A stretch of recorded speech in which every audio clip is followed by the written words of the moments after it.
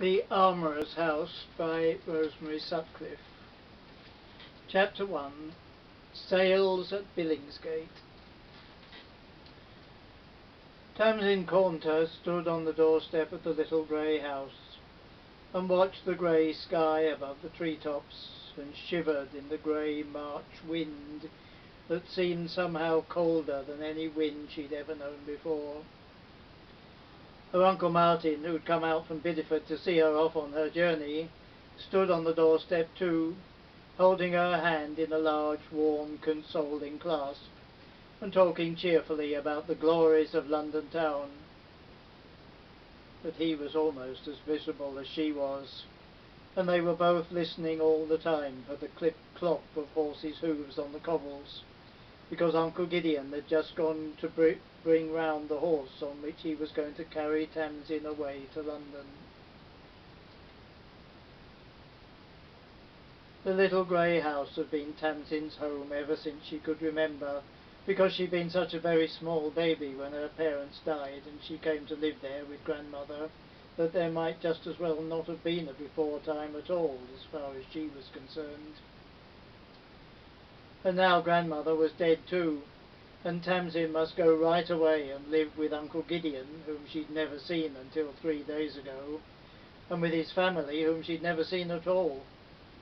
She must leave behind all the things and people she loved, like Uncle Martin and Sibylle the cook.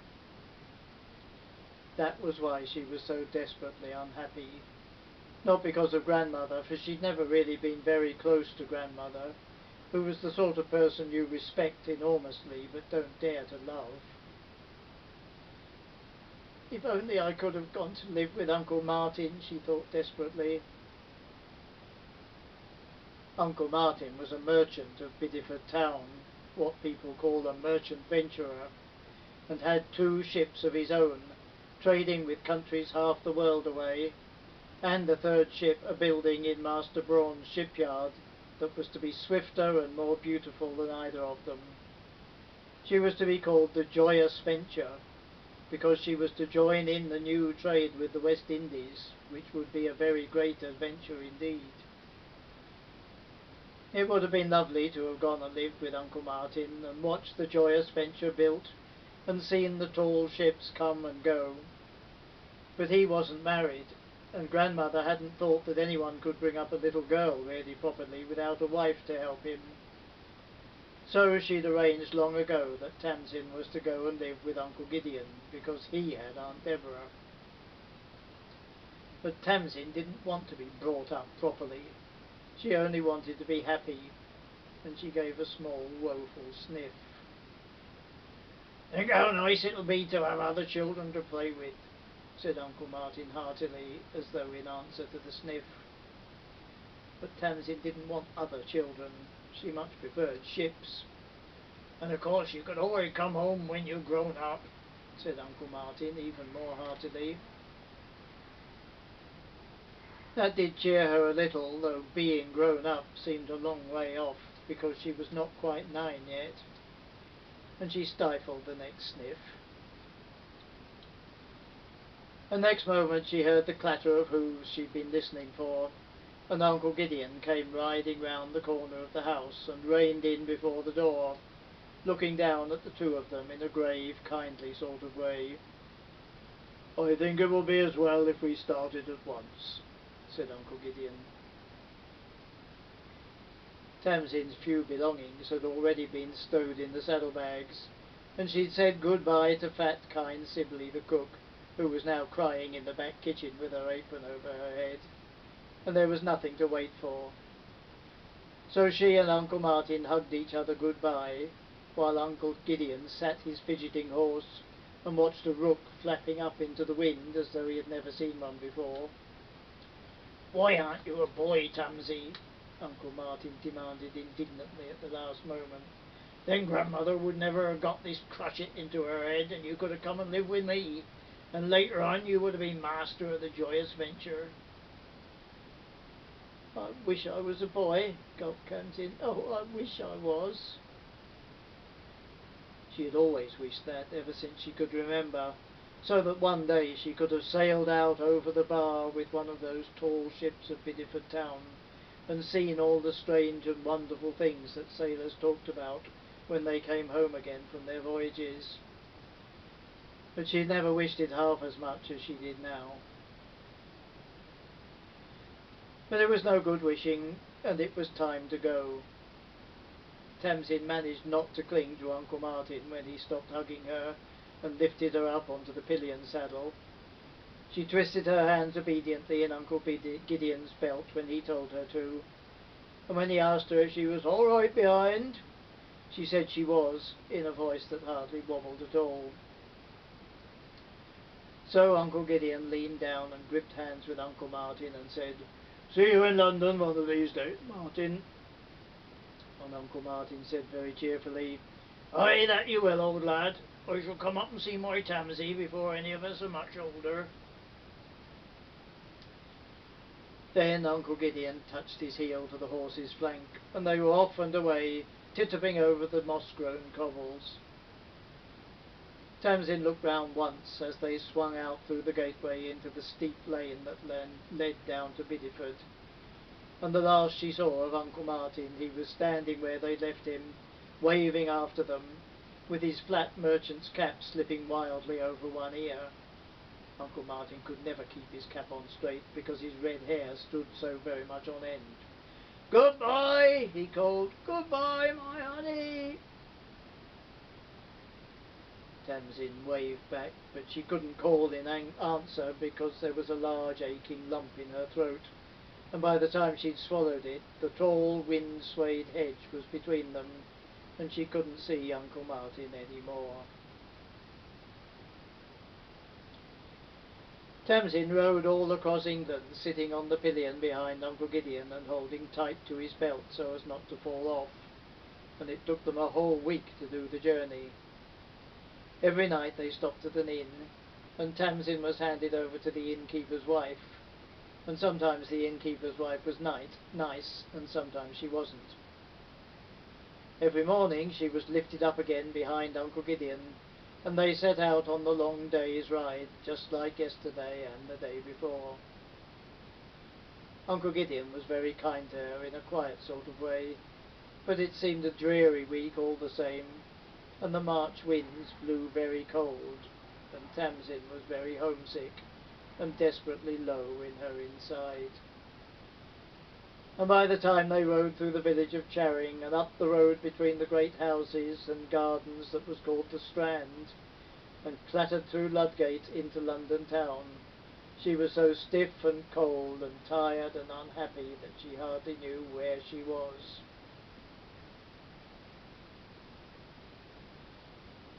There seemed to Tamsin to be such a terrifying number of people in Uncle Gideon's house. First there was Uncle Gideon himself, who was a master swordsmith and armourer.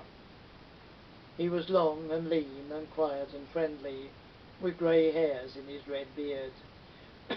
All the Cornters had red hair except Tamsin, whose hair was black instead. He had a rather sad face and a queer way of talking, so that you were never quite sure if he was laughing at you, and he really looked much more like a scholar than a swordsmith. Then there was Aunt Deborah, who was warm and pretty and had honey-coloured hair, which she coiled up under a black velvet hood, like the ones the queens wear on playing cards, because most ladies wore it like that in those days. Her eyes were blue as Speedwell, and when they went all starry, so that she looked like someone in a stained-glass window with the sun shining through it, she was generally wondering what she should give Uncle Gideon for supper, or whether she had enough fine Holland left over for making a ship for Beatrix to make a shirt for Littlest. Then there were the children. Piers was the eldest. He was 14 and a bit, and apprenticed to his father, so that one day he would be a swordsmith too. He was quite distressingly ugly, with rufty-tufty dark red hair and very large ears, and a bony sort of face with a beaky sort of nose covered in freckles. But somehow when he started doing anything with his hands, such as mending a broken toy or rubbing Bunch, the little Italian greyhound, behind the ears, you forgot about his being ugly. He was a peaceable and quiet sort of person, and he had a way of going off by himself sometimes, and the Almost twins said he was dull, though they found him very useful when they wanted anything mended or a drawing made, because the things that Piers drew always looked alive. But from the very first moment that she saw him, Tamsin didn't think that Piers was dull. She thought he was probably a most exciting person, only the exciting part was underneath, so that it didn't show. The Almost twins came next. There was Beatrix, who was rising 11 and had a delicate nose and hair as red as flame, and hated getting dirty or sticky or her feet wet, just like a cat. And there was Giles, who was practically 10. He had a delicate nose and hair as red as flame too, though he didn't mind at all about getting dirty or sticky or his feet wet, so the people often thought they were twins. Beatrix was generally pretending to be somebody else. Most often it was Catherine of Aragon, but sometimes it was other people, so that nobody ever knew when she came down in the mornings whether she was Queen Catherine in prison, or Mistress Whitcomb 2 doors down the street, or somebody out of the Bible. Her family had got quite used to it now, so they hardly noticed. Giles liked eating and fighting and keeping beetles and caterpillars in boxes.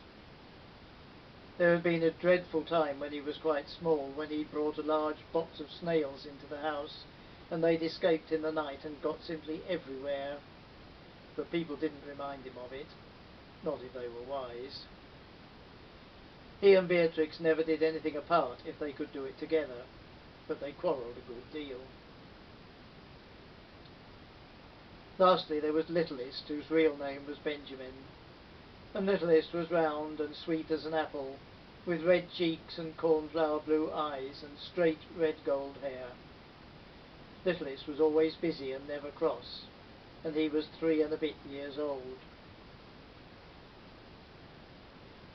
There should have been Christopher too, the oldest of them all, and named after Tamsin's father, though they called him Kit for short. But Kit had gone to sea and not come back, just as Tamsin's father had done. It had all happened just after he left school, when Master Roger Whitcomb, who was a silk merchant and Uncle Gideon's friend, had offered him a voyage with his ship the Elizabeth, which was trading with Alexandria. Kit had wanted desperately to have just one voyage before he settled down to learning his father's trade, so he had gone.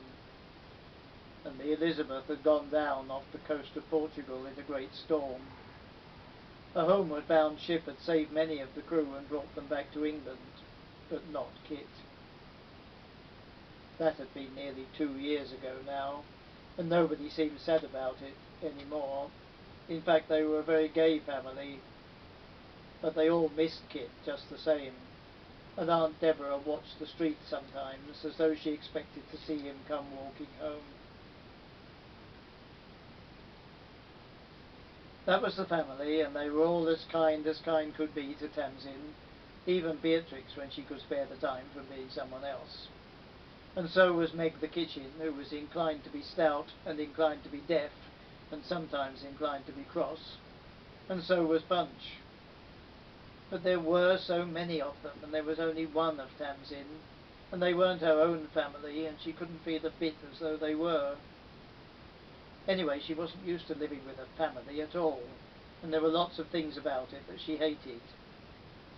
She particularly hated having to sleep in the same bed with Beatrix at night. It wasn't that Beatrix kicked or anything like that. It was just the not having a corner of her own where she could be private by herself. Beatrix didn't seem ever to want to be private. She liked an audience all the time, and she didn't mind sharing her bed with Tamsin. Nobody had the least idea how often Tamsin would have cried herself to sleep, but for the fact that Beatrix would have known about it.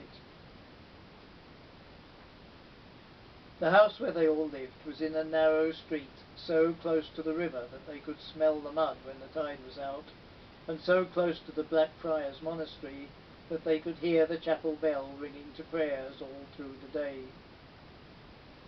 Every house in the street was a merchant's or a goldsmith's or something like that, but Uncle Gideon's house was the only one that belonged to an armourer, and it had a gilded helmet over the door so that people could see at a glance that it did.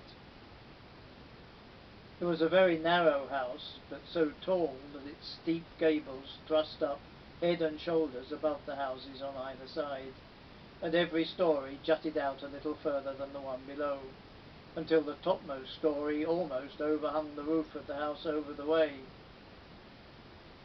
It was quite a young house, and its beautiful timbering was still golden, not grey like the weathered timbering of the really old houses in the street.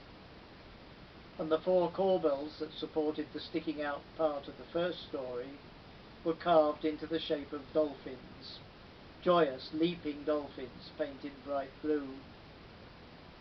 People loved brilliant colours when Henry VIII was young and gay. They dyed their stuffs and silks in all the colours of the rainbow, and wore golden sleeves and shoes of crimson velvet, and enriched their houses and their ships to match. Lots of the houses in the street had carved and painted timbers to make them beautiful. The house of Master Bodkin, the goldsmith, over the way, had a lovely pattern of vines on its doorposts, and Master Roger Whitcomb's doorway had its lintel carved into garlands of roses and pomegranates, all painted as gay as gay could be. But the Cornter children all liked the dolphins best, and they called the house the Dolphin House because of them. Inside the house was nice too. The ground floor was mostly workshop, except for the kitchen and things like that at the back. The workshop was rather dark, but when the forge fire was blown up, the red light flooded into every corner in the most exciting way. It was very full of leather-topped tables and workbenches covered with tools, and the great anvil stood in a clear space in the middle, and there were little anvils too for all the small and delicate work of the armourer's craft. And hanging on the walls and propped up on the benches were all the wonderful things that Uncle Gideon and his journeymen and apprentices made for the great lords to wear and carry when they went to war or jousted with each other in the new tilt-yard that King's Grace had built beside Whitehall Palace. Helmets of blue steel inlaid with silver, wonderfully jointed gauntlets, bright deadly sword blades, whole suits of armour standing in dark corners and looking terrifyingly as though there was someone inside them. It was a very busy place, the workshop, with old Caleb the swordsmith and the others in their leather aprons, moulding, polishing, cutting the sheets of metal with great shears, and Piers and the other apprentice, whose name was Timothy, scurrying about and fetching and carrying and learning the trade, and Uncle Gideon in his long black gown overseeing the work, or putting the delicate finishing touches to a piece of armour. Timothy had one blue eye and one brown one, and he always squinted in the most enchanting way at Tamsin and Beatrix when they came through the workshop with Aunt Deborah, for the front door opened into the workshop, and the stairs led down into it, so you had to go through it on your way out and in. But Piers never did more than look up from his work for a moment. He seemed always to be so very busy learning to be an armourer. At the top of the first flight of stairs was the guest room, which was very beautiful, with a big bed in it hung with crimson curtains, worked all over with pansies and sops in wine, and the parlour where the family lived to let and spent their evenings. The parlour was beautiful too, with panelled walls and an oriel window that had real glass in it, and a smoke hood above the hearth carved with pomegranates for Catherine of Aragon. A pot of frilly double daffodils was on the window-sill, and a chest carved with snarling leopard heads, in which Uncle Gideon kept his books. He only had 3, but nobody had many in those days. One was called the Odyssey, and one was called the Iliad, and one was called Euripides, and they were all in Greek. Uncle Gideon loved them very much, and wouldn't let anyone go to the chest except Piers, who loved them too, especially the Odyssey, which was about ships and seaways and wonderful adventures. Upstairs again was Aunt Deborah's and Uncle Gideon's chamber, and that had glass in the window too, and the room where Tamsin and Beatrix slept in a big bed with dark blue curtains, and Littlest slept in a truckle bed with no curtains at all, and that room had no glass in the window. It was rather draughty when the wind blew, because you couldn't shut out the wind without shutting out the light as well. Highest up of all, high under the eaves, among the stars and the winds of heaven, were the tiny cubby-holes that belonged to Meg the kitchen, and Piers, and Giles, and Timothy, and a long, low attic that ran all the length of the Dolphin House, with a window at one end looking across the river, and a window at the other end peering down into the street. There were boxes and bales stacked against the walls, barrels for storing apples in bran, an old side saddle and several quarter-staffs propped up in a corner, creaking floorboards and cobwebs festooned from the rafters, and an interesting smell of damp and mice and hidden secrets. This was supposed to be a place for storing things, but really and truly it was the children's kingdom, and they called it Kit's Castle. Kit had started calling it that when he was 5 years old. He had stood at the top of the stairs and shouted, "I am Kit Coulter, and this is my castle." And it had been Kit's Castle ever since. There was a big chest under one window where the children kept all the things they collected at odd times, some pieces of gay worn-out cloth, and a king's crown of gilded pasteboard with the gilt beginning to wear off, a pair of wooden swords, and a sandalwood box with a hunting scene carved on the lid, and a dried seahorse that an old sailor had once given Kit, a pewter mug with a dint in it, and 5 peacock feathers, and a lot of other things. Giles kept his beetles and caterpillars up there too, in boxes with air holes in the lids. When it was wet or cold, so that they couldn't play in the narrow garden, or whenever they happened to feel like it, even if the sun was shining, they would scramble up the steep stairway that wound round and round its central post, like the stripes round a barber's pole, so that you were quite dizzy when you got to the top, and drag out all the delightful things in the chest and do whatever best pleased them, with no one to interfere. Littlest never played with the others. He withdrew into a corner with his beloved Lammy, the white woolly lamb with gold spangles on its fleece and sharp tin legs, which Piers had brought him from the last St. Bartholomew's Fair, to do strange and complicated things with bits of twine and twigs and scraps of pasteboard. Nobody ever knew what Littlest was doing, unless perhaps he was having battles, but whatever it was, it interested him very much, and he always kept the tip of his little pink tongue stuck out at the side of his mouth while he was doing it. Bunch generally sat by him, blowing his cheeks in and out and thumping his tail gently on the floor, and watching very carefully. There was only one thing Littlest would have rather have had to play with than his twigs and bits of twine, and that was the bundle of peacock's feathers out of the play chest. He wanted and wanted those lovely jewel bright feathers to play with, but the almost twins would never let him have them, so that was that. Beatrix and Giles did all sorts of interesting things up in Kit's Castle, and made all sorts of exciting make-believes. But at first Tamsin found it very hard to join in, although they were quite willing to have her, in a condescending sort of way, that is. She'd never played with other children before, and she didn't quite know how. Besides, she always had to be the villain. She got rather tired of always being the villain, and once she actually said so. But Beatrix said scornfully, "Don't be silly, you can't possibly be anything but the villain. You're too dark."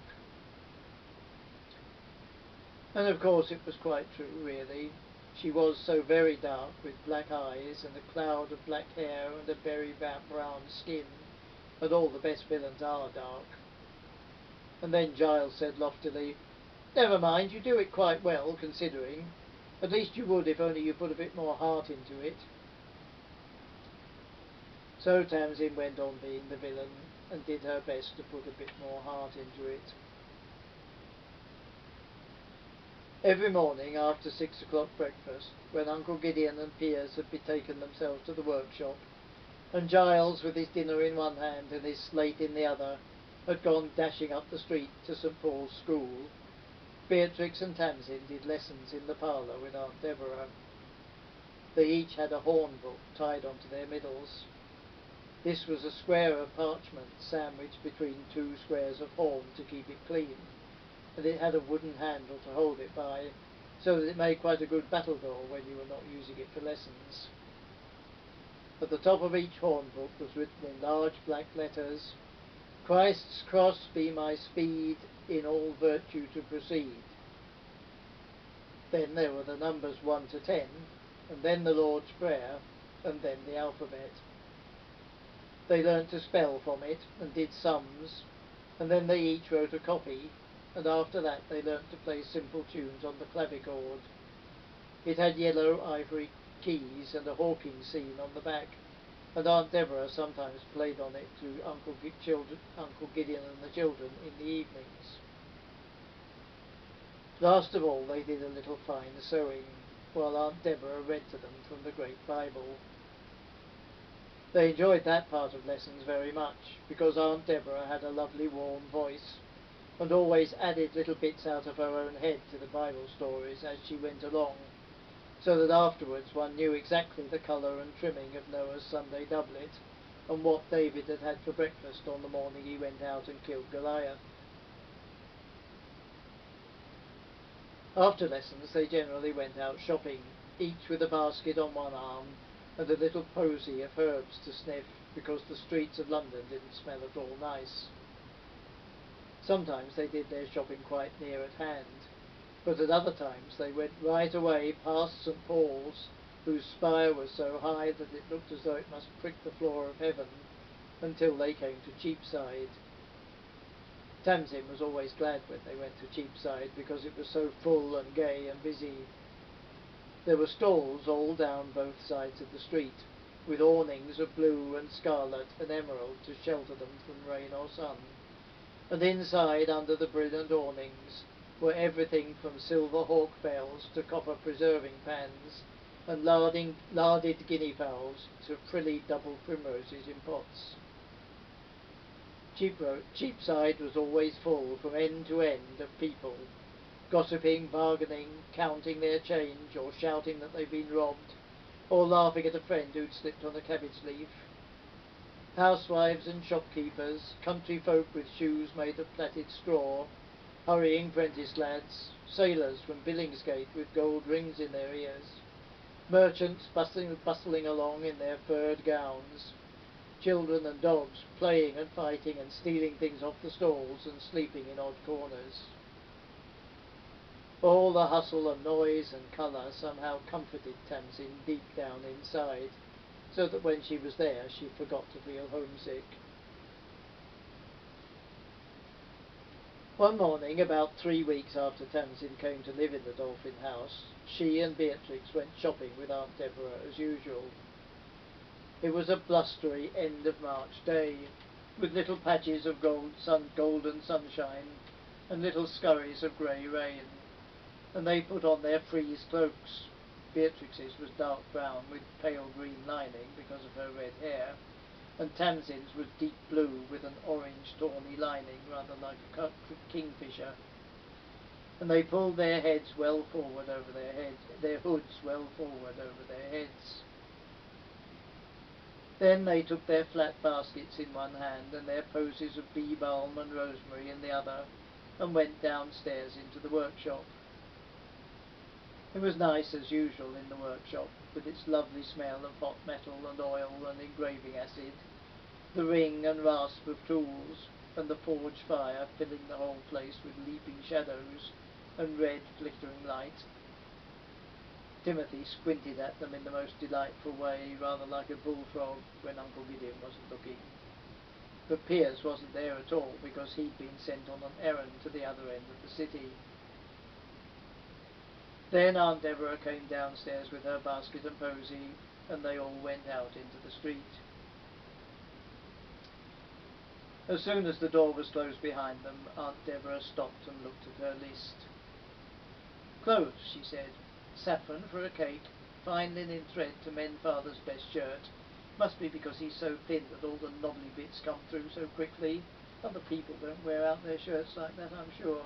Where was I? Oh yes, ginger and fish for supper. That's all. And she set off up the street with Beatrix and Tamsin following her close behind, because there wasn't room to walk three abreast in the London streets without blocking the way and getting mixed up with the crowds of people all coming and going about their business in a great hurry. They went to the mercer's first for the linen thread.